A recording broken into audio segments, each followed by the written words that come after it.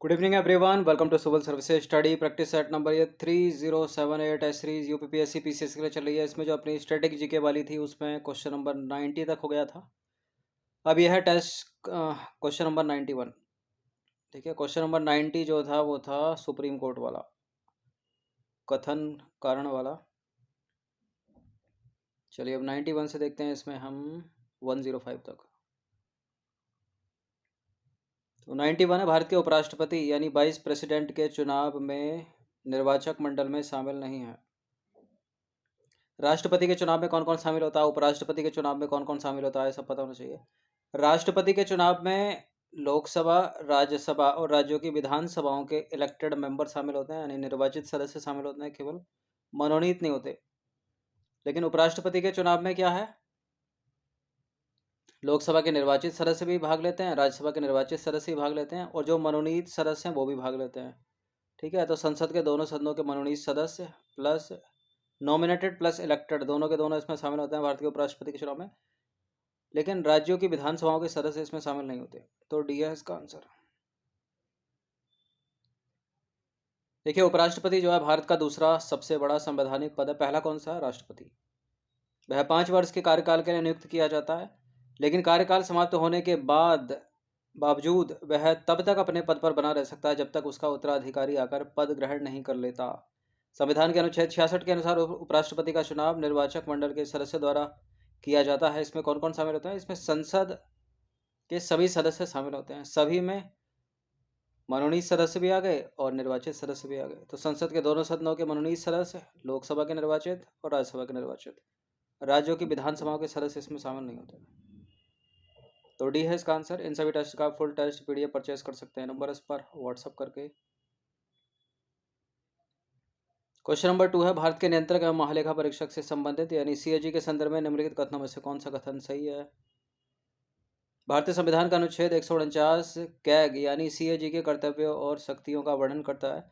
किसी राज्य के खातों से संबंधित कैग की रिपोर्ट भारत के राष्ट्रपति को प्रस्तुत की जाती है। देखिए, राज्य के खातों से संबंधित कैग की रिपोर्ट तो राज्य के राज्यपाल को प्रस्तुत की जाएगी ना। गलत है दूसरा वाला, पहला वाला ठीक है, केवल एक करेक्ट है इसका।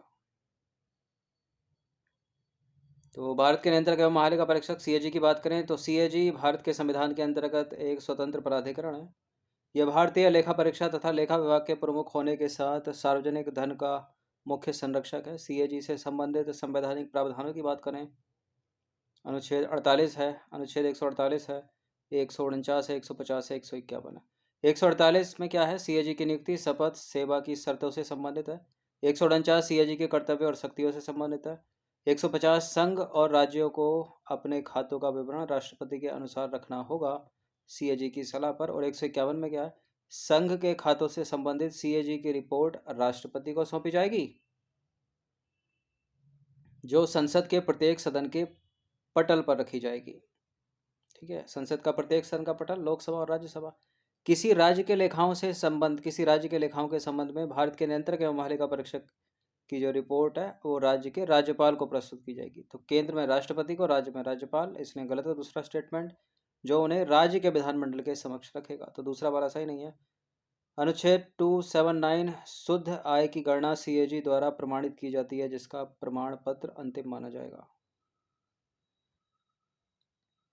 क्वेश्चन नंबर 93 पर आ जाइए। निम्नलिखित में से किस राज्य विधानमंडल में द्विसदनीय व्यवस्था है। द्विसदनीय व्यवस्था का मतलब उस राज्य में विधान परिषद भी होनी चाहिए और विधानसभा भी होनी चाहिए। वैसे तो अधिकतर राज्यों में विधानसभा ही है, केवल कुछ ही राज्य हैं जिसमें विधानसभा विधान परिषद दोनों है। तो महाराष्ट्र है जिसमें विधानसभा और विधान परिषद दोनों है, द्विसदनीय व्यवस्था है। राजस्थान में केवल विधानसभा है, मध्य प्रदेश में केवल विधानसभा, गुजरात में केवल विधानसभा है। इन तीनों में विधान परिषद नहीं है। महाराष्ट्र में विधानसभा विधान परिषद दोनों है, इसलिए इसका सी है इसका आंसर। देखिए, संविधान के भाग 6 के अंतर्गत अनुच्छेद 168 से 212 राज्य विधानमंडल के संगठन, संरचना, अवधि, अधिकारियों, प्रक्रियाओं, विशेषाधिकारों और शक्तियों आदि से संबंधित है। राज्य विधानमंडलों के संगठन में एक रूपता नहीं है। अधिकांश राज्यों में एक सदनीय व्यवस्था है जबकि अन्य में द्विसदनीय है। जिस राज्य विधायिका में केवल एक सदन होता है, जो कि विधानसभा है, उसे एक सदनीय विधायिका कहा जाता है। अधिकांश राज्य इस प्रणाली का पालन करते हैं, जैसे कि मध्य प्रदेश में एक सदन विधायिका, गुजरात में, राजस्थान में। लेकिन इसके अतिरिक्त कुछ अन्य राज्य हैं, ठीक है, जिनमें द्विसदनीय विधानमंडल है, क्योंकि उनमें विधानसभा भी है और विधान परिषद भी है। और भारत के 6 ऐसे राज्य हैं जहां द्विसदनीय विधानमंडल है, जिनके पास विधानसभा भी है और विधान परिषद भी है। आंध्र प्रदेश है, महाराष्ट्र है, कर्नाटक है, तेलंगाना है, बिहार है, उत्तर प्रदेश है। जम्मू और कश्मीर पुनर्गठन अधिनियम 2019 द्वारा जम्मू और कश्मीर विधान परिषद को समाप्त कर दिया गया, पहले ये भी था। क्वेश्चन नंबर 94 आ जाइए। राष्ट्रपति शासन प्रणाली के संदर्भ में निम्नलिखित में से कौन सा कथन सही नहीं है? विधायिका, कार्यपालिका, न्यायपालिका सरकार के 3 अलग अलग स्वतंत्र अंग हैं। राष्ट्रपति केवल राज्य का प्रमुख होता है, सरकार का नहीं। राष्ट्रपति और उनके सचिव अपने कर्तव्यों के लिए कांग्रेस के प्रति जिम्मेदार नहीं होते। राष्ट्रपति कांग्रेस के निचले सदन प्रतिनिधि सभा को भंग नहीं कर सकता। देखिए, पहला वाला सही है, तीसरा वाला सही है, चौथा वाला सही है। यहाँ जो गलत है वो है दूसरा वाला। राष्ट्रपति राज्य और सरकार दोनों का प्रमुख होता है प्रेसिडेंटल रूल में, राष्ट्रपति शासन प्रणाली में, जो है अमेरिका में। हाल ही में अमेरिका के नए राष्ट्रपति के रूप में जीत चुके हैं डोनाल्ड ट्रंप। तो संयुक्त राज्य अमेरिका में राष्ट्रपति शासन प्रणाली की विशेषताएं इस प्रकार हैं। राष्ट्रपति राज्य का प्रमुख होने के साथ सरकार का भी प्रमुख होता है।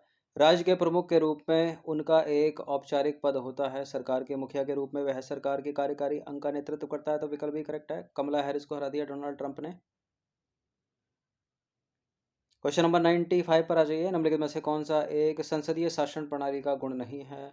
विधायिका एवं कार्यपालिका के बीच सामंजस्य होना चाहिए, निरंकुशता को बढ़ावा देना, वैकल्पिक सरकार का निर्माण, व्यापक प्रतिनिधित्व। संसदीय शासन प्रणाली तो निरंकुशता को कम करती है ना, बढ़ावा थोड़ी देगी। बी नहीं है इसका आंसर, मतलब बी है इसका आंसर, जो कि गलत है।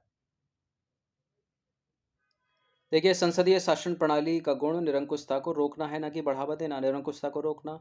इस प्रणाली के अंतर्गत कार्यकारी अधिकार किसी एक व्यक्ति में ना होकर व्यक्तियों के एक समूह यानी मंत्रिपरिषद में निहित होता है। प्राधिकार का यह विस्तार कार्यपालिका की निरंकुशता की प्रवृत्ति पर अंकुश लगाता है।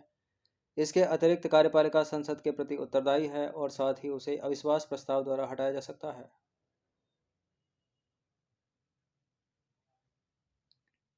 क्वेश्चन नंबर 96 पर आ जाइए। जनहित याचिका यानी पीआईएल, पब्लिक इंटरेस्ट लिटिगेशन के संदर्भ में निम्नलिखित में से कौन सा कथन सही है? पीआईएल अमेरिकी न्यायशास्त्र से उधार लिया गया है। पीआईएल किसी विधि अथवा अधिनियम में परिभाषित नहीं है क्या? बिल्कुल अमेरिका से लिया गया, कहीं भी यह परिभाषित नहीं है। करेक्ट है, दोनों के दोनों स्टेटमेंट सी है इसका आंसर। तो पीआईएल जनहित याचिका, पीआईएल की अवधारणा अमेरिकी न्यायशास्त्र से ली गई है। इसका अर्थ है कि प्रदूषण, आतंकवाद, सड़क सुरक्षा तथा निर्माण संबंधी खतरों इत्यादि जैसे सार्वजनिक हित की सुरक्षा के लिए न्यायालय में दायर मुकदमा तथा कोई भी मामला जहां बड़े पैमाने पर जनता के हित प्रभावित होते हैं, उनका निवारण न्यायालय में जनहित याचिका दायर करके किया जा सकता है। तो पहला वाला करेक्ट है और दूसरा वाला भी करेक्ट है, क्योंकि पीआईएल को किसी विधि अथवा किसी अधिनियम में परिभाषित नहीं किया गया। बड़े पैमाने पर जनता की मंशा का समाधान करने के उद्देश्य से न्यायाधीशों द्वारा इसकी व्याख्या की गई है। जनहित याचिका का पहला सूचित मामला कौन सा है? हुसैन आरा खातून बनाम बिहार राज्य 1979, जो कारागार तथा विचाराधीन कैदियों की अमानवीय स्थिति पर केंद्रित था, जिसके कारण 40,000 से अधिक विचाराधीन कैदियों को रिहा किया गया था। क्वेश्चन नंबर 97 पर आ जाइए। वैज्ञानिक मनोवृत्ति, मानवतावाद तथा अन्वेषण एवं सुधार की भावना को विकसित करने का उल्लेख निम्नलिखित में से किसमें किया गया है? मौलिक अधिकारों में, राज्य के नीतियंत्रक तत्वों में, मौलिक कर्तव्यों में, प्रस्तावना में। इंग्लिश में इसको बोलते हैं फंडामेंटल राइट्स, इसको बोलते हैं directive principle of the state policy, इसको बोलते हैं फंडामेंटल ड्यूटीज, इसको बोलते हैं प्रियम्बल। हिंदी में इसको एक और चीज़ बोलते हैं उद्देशिका। वैज्ञानिक मनोवृत्ति, मानवतावाद तथा अन्वेषण में सुधार की भावना को विकसित करने का उल्लेख किया गया है किसमें? मौलिक कर्तव्यों में। ठीक है, सी है इसका आंसर। तो अनुच्छेद 51 के अंतर्गत मौलिक कर्तव्यों में वैज्ञानिक मनोवृत्ति, मानवतावाद तथा अन्वेषण और सुधार की भावना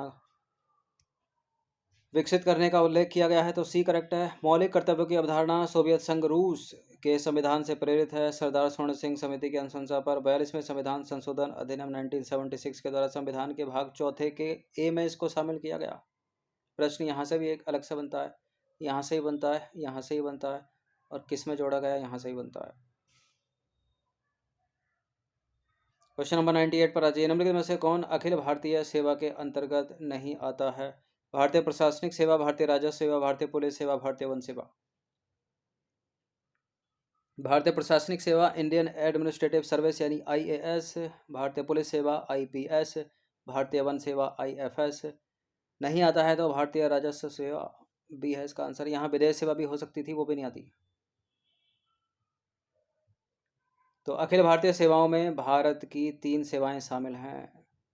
कौन कौन सी? भारतीय प्रशासनिक सेवा, भारतीय पुलिस सेवा, भारतीय वन सेवा। अनुच्छेद 312 के तहत संविधान संघ और राज्यों के लिए सामान्य अखिल भारतीय सेवाओं के सृजन का प्रावधान करता है। यह आर्टिकल भी बड़ा इंपॉर्टेंट है, 312 में उल्लेख है, इसका याद रखिएगा। नंबर 99 है। भारतीय संविधान का निम्नलिखित में से कौन सा अनुच्छेद राष्ट्रपति को सर्वोच्च न्यायालय की राय लेने के लिए अधिकृत करता है? इंपॉर्टेंट प्रश्न। अनुच्छेद 143। तो भारतीय संविधान का अनुच्छेद 143 राष्ट्रपति को 2 श्रेणियों के मामले में सर्वोच्च न्यायालय की राय लेने का अधिकार देता है। कौन से हैं वो 2? सार्वजनिक महत्व के कानून या तथ्य के किसी भी प्रश्न पर जो उत्पन्न हुआ हो अथवा जिसके उत्पन्न होने की संभावना हो। दूसरा, किसी भी संविधान पूर्व संधि, समझौते, प्रसंविदा, अनुबंध या अन्य समान दस्तावेजों से उत्पन्न होने वाले किसी भी विवाद पर। देखिए, पहले मामले में जो है सर्वोच्च न्यायालय राष्ट्रपति को अपनी राय देने से इनकार कर सकता है, लेकिन दूसरे मामले में सर्वोच्च न्यायालय द्वारा राष्ट्रपति को अपनी राय देना अनिवार्य है। दोनों मामलों में सर्वोच्च न्यायालय द्वारा व्यक्त की गई राय केवल सलाह है, न्यायिक घोषणा नहीं है। अतः यह राष्ट्रपति के लिए बाध्यकारी नहीं है, इस चीज को याद रखिएगा। क्वेश्चन नंबर 100, सूची 1 को सूची 2 के साथ सुमेलित कीजिए। नीचे दिए गए कूट का प्रयोग करके सही उत्तर का चुनाव कीजिए। सूची 1 में है अंतरिम सरकार के सदस्य और सूची 2 में है संबंधित विभाग। कौन किससे संबंधित होगा? जवाहरलाल नेहरू, अबुल कलाम आजाद, सरदार बलदेव सिंह, राजकुमारी अमृता कौर। ये अंतरिम सरकार के सदस्य हैं। किस किस के पास कौन सा विभाग था? सरदार बलदेव सिंह रक्षा, तो सी का हो गया 4। और जवाहरलाल नेहरू के पास था वैज्ञानिक अनुसंधान, अबुल कलाम आजाद के पास शिक्षा और राजकुमारी अमृता कौर के पास स्वास्थ्य। तो इसका आंसर हो जाएगा option number A.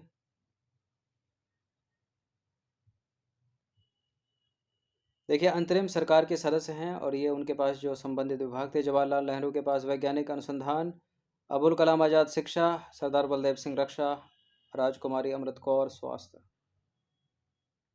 Question number 101, Bharat की आकस्मिक निधि किसके अधीन है? कॉन्टिजेंसी फंड किसके अधीन है? राष्ट्रपति के या संसद के या एक संसदीय समिति के या केंद्रीय कार्यपालिका के? बताइए, सी है या ए है? सी है या ए है? ए है इसका आंसर, राष्ट्रपति के। तो भारत की आकस्मिक निधि संविधान का अनुच्छेद 267 इंपॉर्टेंट है, इसमें सीधा सीधा वर्णन है, अनुच्छेद से ही पूछ लेगा प्रश्न। इसका प्रावधान करता है अनुच्छेद 267। इसका किसका? भारत की आकस्मिक निधि का।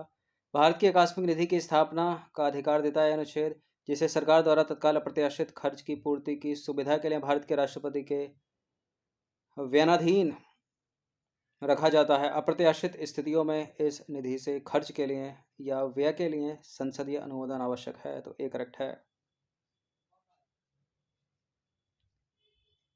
क्वेश्चन नंबर 102 पर आ जाइए। निम्नलिखित में से संविधान का कौन सा अनुच्छेद केंद्र सरकार के वार्षिक वित्त विवरण को संदर्भित करता है?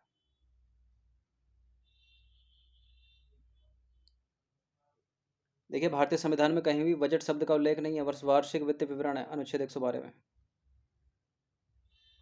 तो सरकार के वार्षिक वित्त विवरण को बजट कहा जाता है। भारतीय संविधान के अनुच्छेद 112 के अनुसार वार्षिक वित्त विवरण संसद के समक्ष प्रस्तुत किया जाना अनिवार्य है। सरकार की आय तथा व्यय का विवरण प्रस्तुत करता है, तो विकल्प बी सही है।